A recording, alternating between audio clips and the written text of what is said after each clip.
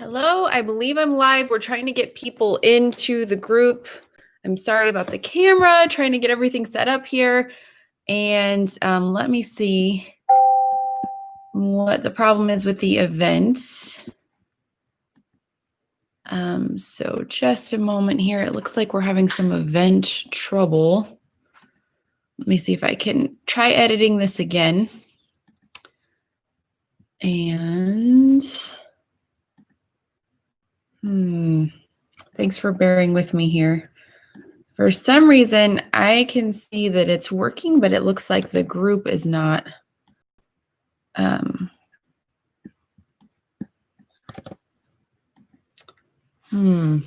see if we can get this work. Thanks for bearing with me here. And I'm sorry, I need to get my clipboard. So just a moment. And I'm hoping it's odd because I can see that it's working in the group, but there isn't anybody here yet, so I'm not sure. But when I refreshed my screen on the group page, it looked fine. So I don't know. Okay, it looks like people are coming in now. Good. Hi, guys. I don't know what the problem was this morning. It looked to me like the link was live. Hi, Tammy. But I think there might be a little bit of a delay with YouTube because this morning when I first set it up, it said that it was not possible to live stream, and I just about panicked, and then it let me do it. So I don't know what exactly is going on there, but if there's any problems, please let me know. Hi, everybody. I'm so glad you guys came in. I don't know why it didn't populate right away, but that's okay. We'll just keep moving forward. So if you have not gotten the pages for the workbook today, they're important. Well, I mean, it's not like they're always unimportant, but this week they're important because there's some worksheets in there to do some meal planning. And that's what we're talking about today on THM. Before we get into meal planning, I did want to review something for you guys, and that is portion sizes. So very quickly, the easiest way to make sure that your portions are correct on THM is with an e-meal is to use that building blocks sheet. Or, I mean, even if you get into the books, they'll give you portion sizes for your ease. That's really important because we don't want to go over 45 grams of carbs in an e-meal. So when you open the building blocks document, for example, you will see that there are exact like 3/4 of a cup of brown rice, and it tells you exactly how much you can have of each thing, or you can have combinations, lesser amounts of two to combine to make one serving that's under 45 grams of carbs from the list that's there. But that is always the easiest way to tell if your e-meals are on target. And that is really important because we want to make sure that we are not going over the carb limit and spiking our blood sugar. You can also find that in the THM app. There are some portion sizes listed there too, so that can be some helpful information. For S's, there aren't really portion sizes because we're not so concerned about our blood sugar spiking as much as an E could spike your blood sugar. However, with your S meals, you do want to be careful, of course, not to go over the carb limit, which is 6 grams of carbs in a store-bought item or 10 grams for something you make at home. And what that looks like with the store-bought items could be, let's say you had a low-carb tortilla that has, 4 grams of 4 grams of carbs, then you wouldn't want to have 2 of those in one meal to go over that limit for your S meal. However, it is really easy to overdo dairy and nuts in your S's. And it is really easy to fill up on things that while they won't hurt us, and if you're in survival mode on plan and you're just kind of doing the best you can, that's okay. These things aren't going to hurt you to have heavy S's a little more often. But to get the most out of the plan and do the very best you can, the easiest way to make sure that you are following the plan the way it was intended to be followed and getting in everything that you need to get to for the most slimming results is to make your plate like this. So I'm going to just draw for you. So let's say this is your plate. Ideally, what you would do is every time you're cooking or every time you're plating your food, you would have half of the plate be veggies, salad, green beans, whatever veggies that you want, non-starchy veggies. I just had last night, I made some sauteed mushrooms with shallots and zucchini and garlic, and it was really, really good. That was how I did half of my plate last night. And then you would take the other half of the plate and divide it into 2 parts. And on one section, you'd have your protein. So we've got veggies. And the THM serving size for protein is about the size of a deck of cards, or 3 ounces. We did cover that last week briefly, just talking about how we don't want you overdoing your protein. If you have, for example, a breakfast with bacon and eggs, you don't also need collagen in that. That would be a lot of protein that your body can't use. So if you've got half of your plate in veggies, then you've got your protein. That's the most important part of every meal. You need to have your protein in your THM meal. Then you've got your fats or carbs down here. And this could look different. Like if you have a casserole with protein in it, maybe it takes up a little more. But your fats or carbs, not and carbs, sorry, in this section, that's going to be a smaller portion. So let's, for example, say that I have lazy lasagna. There's veggies in that, and there's fat in the cheese, and there's protein. But if I filled up my whole plate with that, that is a lot of dairy. So I would still say the ideal way to follow the plan would be to have maybe your lazy lasagna take up a portion because it's got some veggies, it's got some protein, it's got some dairy, but then still get another veggie side on the top. We don't want to be filling up with all the heavy dairy type items all the time. So that's just something to keep in mind when you're looking at portions. And there are portion recommendations in the book and on the building blocks document. They don't want you to get completely caught up in that and stuck on numbers, but those portion sizes are good guidelines. If you find that you're just overeating too much, which a lot of us do, if you're just eating and eating and eating, or you're eating a meal and it's tons of dairy, we don't ever want tons of it there. We want it to have its place in our rotation. So keep in mind, veggies will almost always prevent you from overeating other things. And that's kind of a good philosophy when you're following any lifestyle, but those vegetables can only help. So check out those serving sizes if you need to. We're going to get into the meal planning stuff. And I am going to show you a few different ways to meal plan for THM.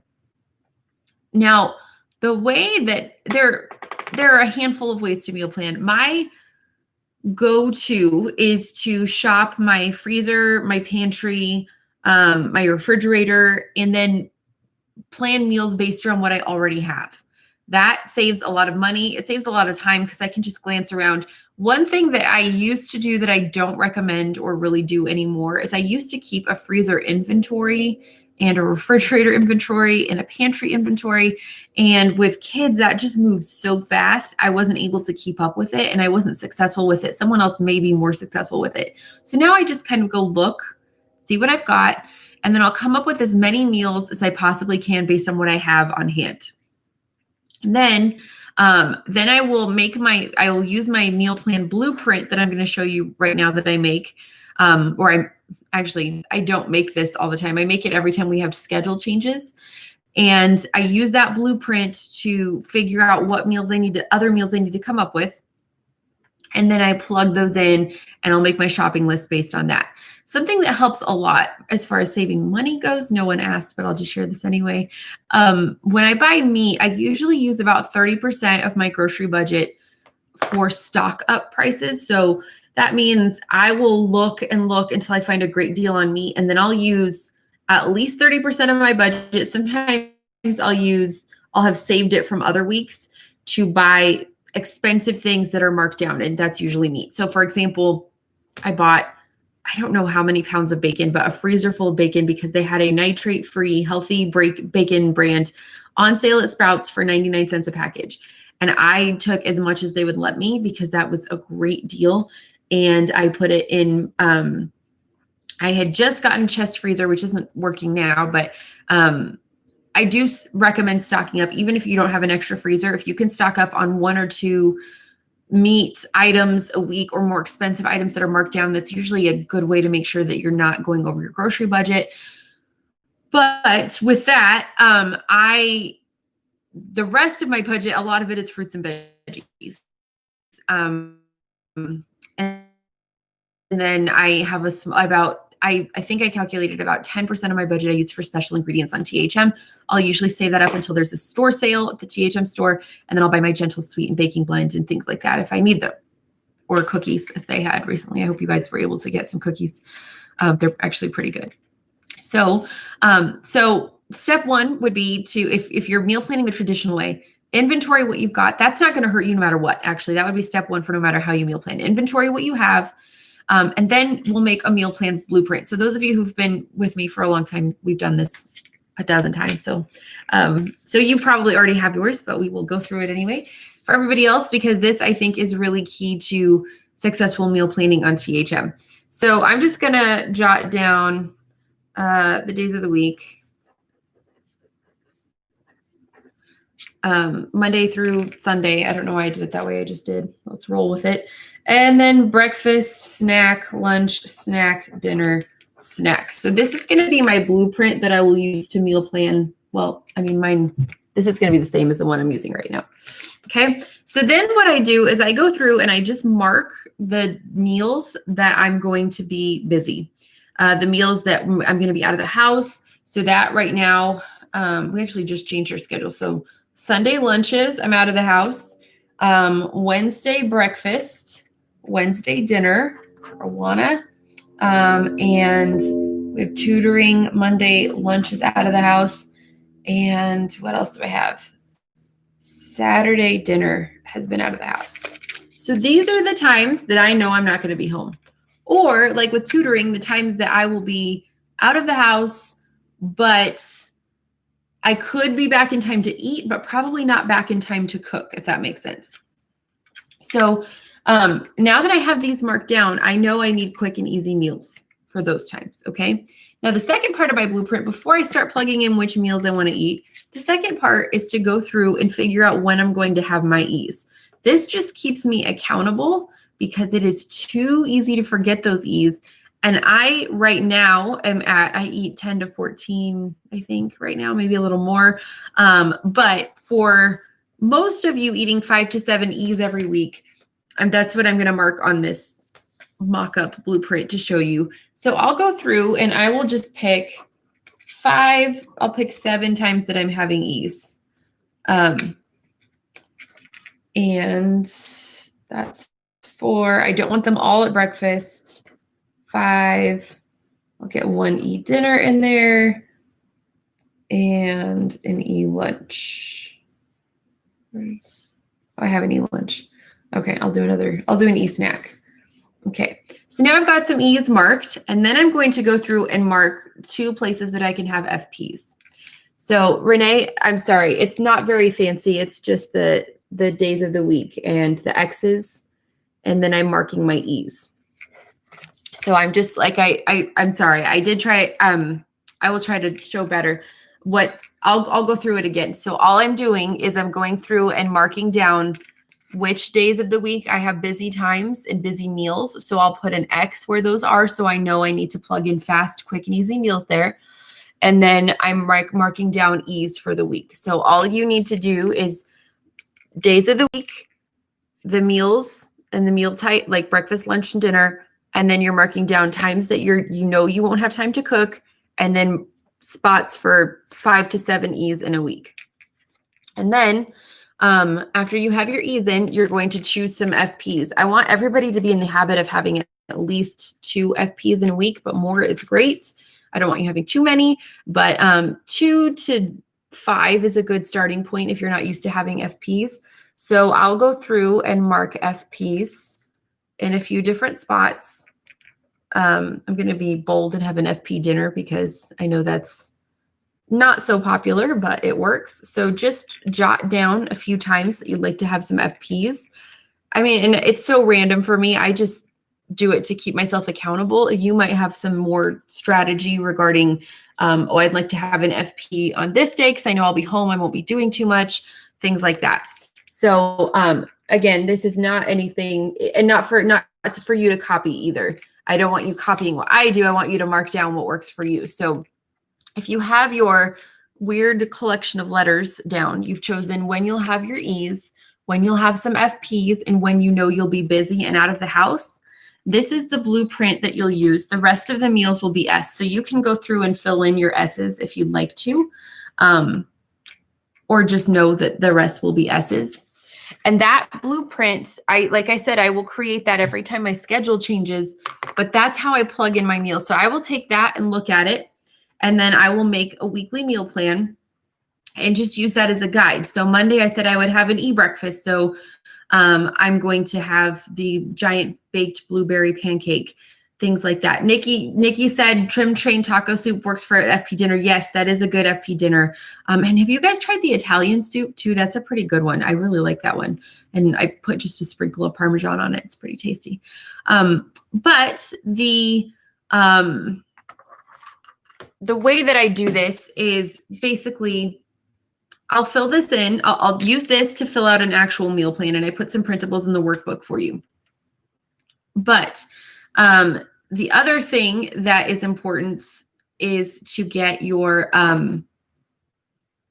you have your balance of meals in here, you have your S's. Once you have your S's in, I just want you to glance over when you're making your meal plan and figure out if you have all heavy S's. I'd rather you not have every S meal be dependent on dairy. So that's something to glance over and just check and see if you have all heavy S's, because that's not something we want. Then when you're using this, so I would take one of those printable meal planning sheets and just say, okay, Monday is supposed to be an e-breakfast. What's an e-breakfast that I have things for that I can make, and plug that in until I kind of run out of ingredients. And then I need to just choose other meals that will fit. Now, when there are some easier ways to have your breakfasts and lunches planned. So for example, I could use this, and every Saturday I could make a big e-breakfast like the giant baked blueberry pancake or some overnight oatmeal or something like that. And every Sunday I could make an S breakfast, and then I have those things ready to go. Or if I don't want to plan breakfasts and lunches, which is totally fine, sometimes this isn't really a meal planning method, but just a technique that works pretty often. I will take my, I'll alternate S and E for breakfast every morning. So I'll make a breakfast casserole Sunday and have it every other day. I'll freeze after about 3 days. I'll freeze the rest and pull them out one at a time. I'll do the same with an e-breakfast. Then for lunches, sometimes it's easiest to just alternate soup, salad, sandwiches. That's another really easy way to simplify the meal planning process and not have to make so many choices. When I make a monthly meal plan, a lot of times I will just alternate. I'll pick 7 breakfasts and 7 lunches, and then I'll just repeat them for following weeks so that I'm not having to do the work over and over again, and nobody really gets tired of it because it's still a fair amount of variety.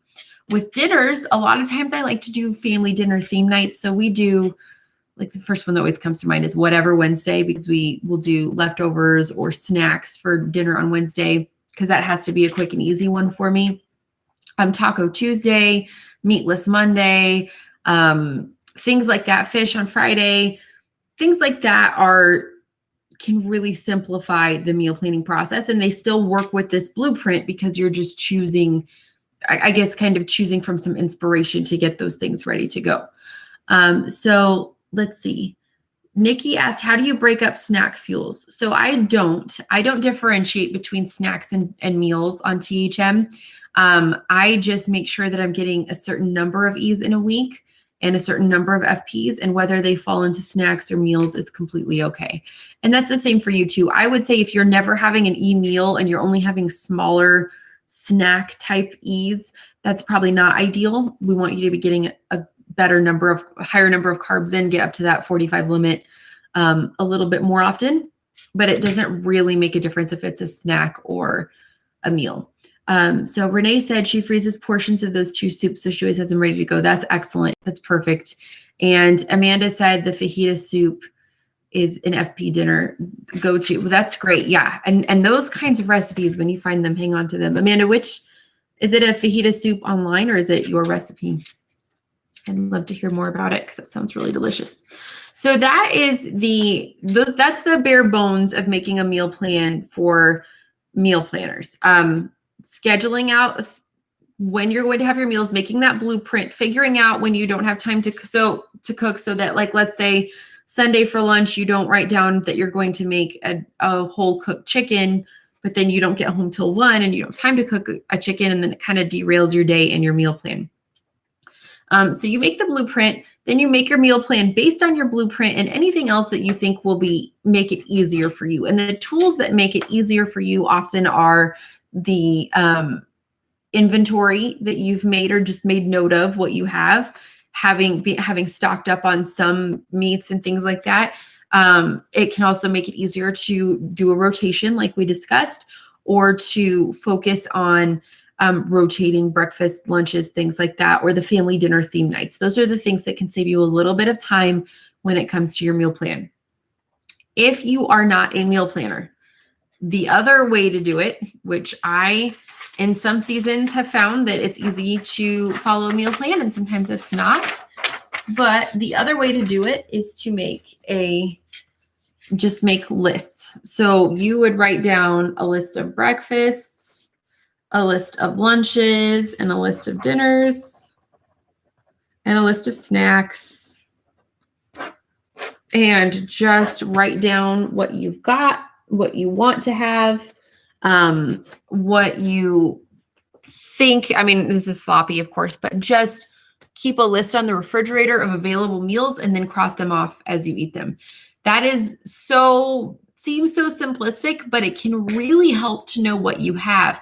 And if you make a list of available meals, I want you to double check your lists after you do that and make sure that you aren't having all heavy S meal options, that you have some real E's on there that are solid E's, and there are at least 5 to 7 of those throughout the week ready for you to cross off the list and eat.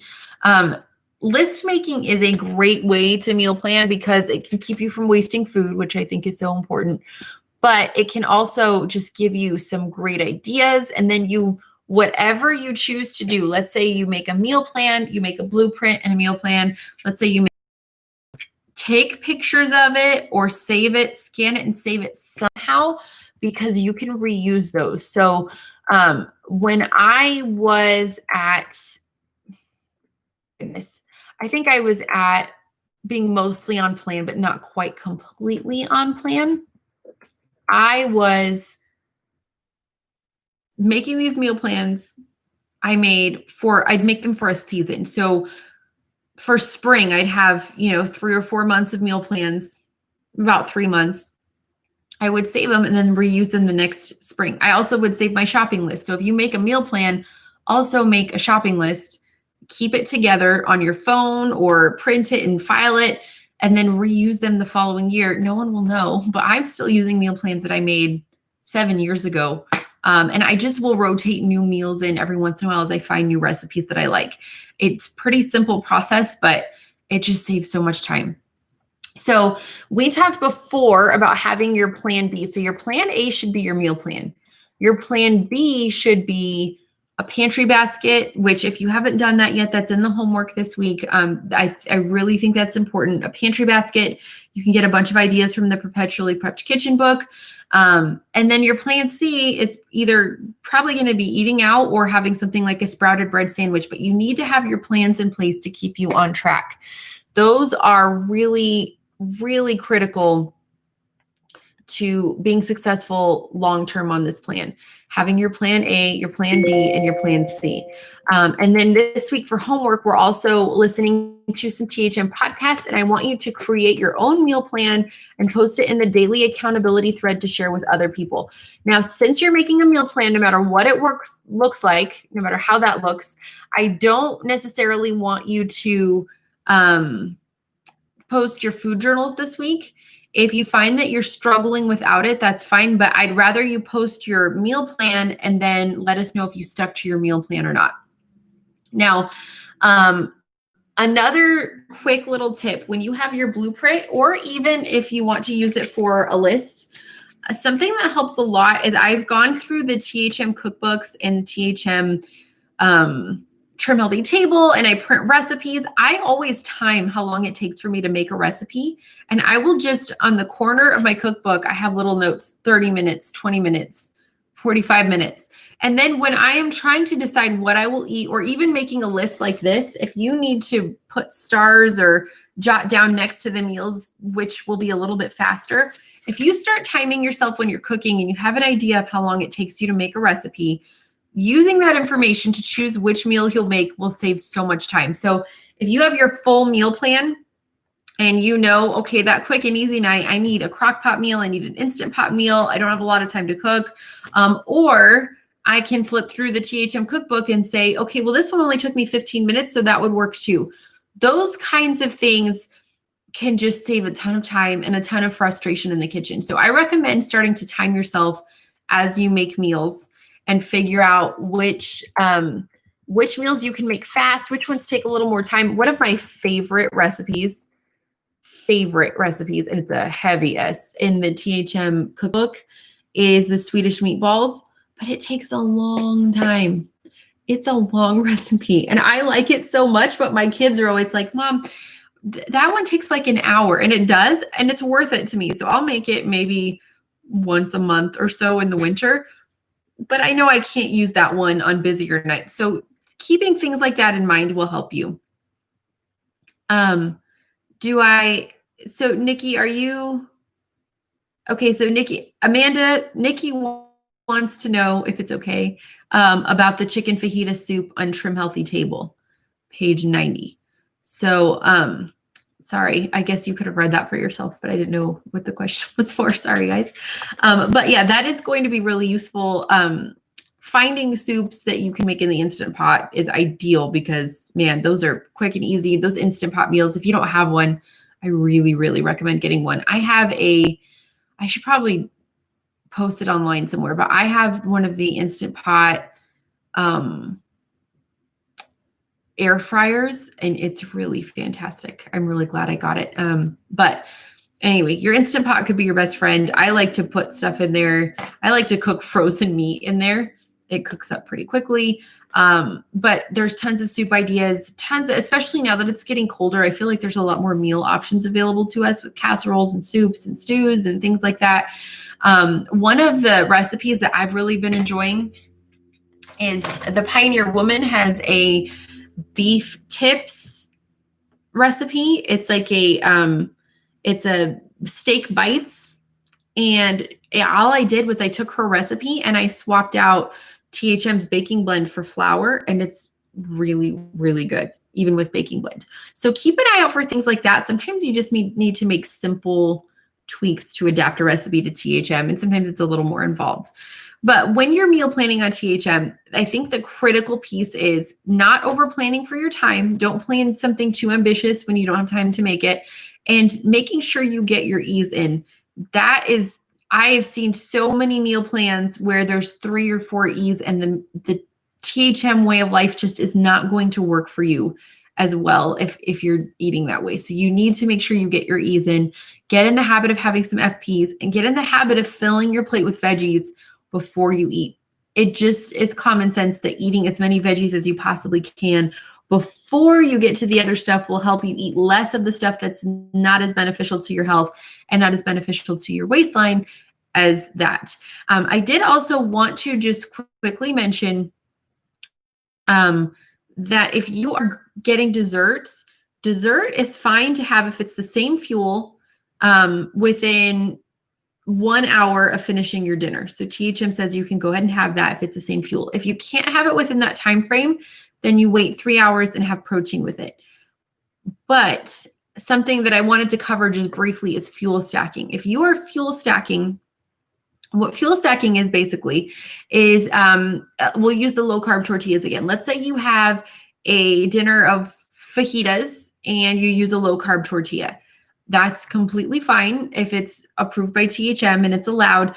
But then let's say 20 minutes later, you have your dessert and it's a fried low carb tortilla with berries and cream cheese. So both of those are on plan S's, but because you've had the low carb tortilla for dinner and then another one for dessert, you've stacked the fuels and you've created a crossover. So that's essentially a very simplistic explanation of what fuel stacking is. If you ever see that mentioned, we don't want to stack up our fuels.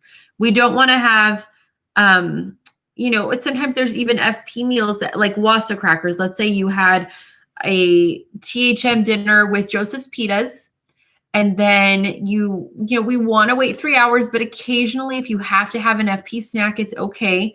And so let's say 2 hours later, you had an FP snack with Wassa crackers. Well, combining the Wassa crackers with the Joseph's Pita would create a crossover. So that's fuel stacking. So that's what we want to avoid.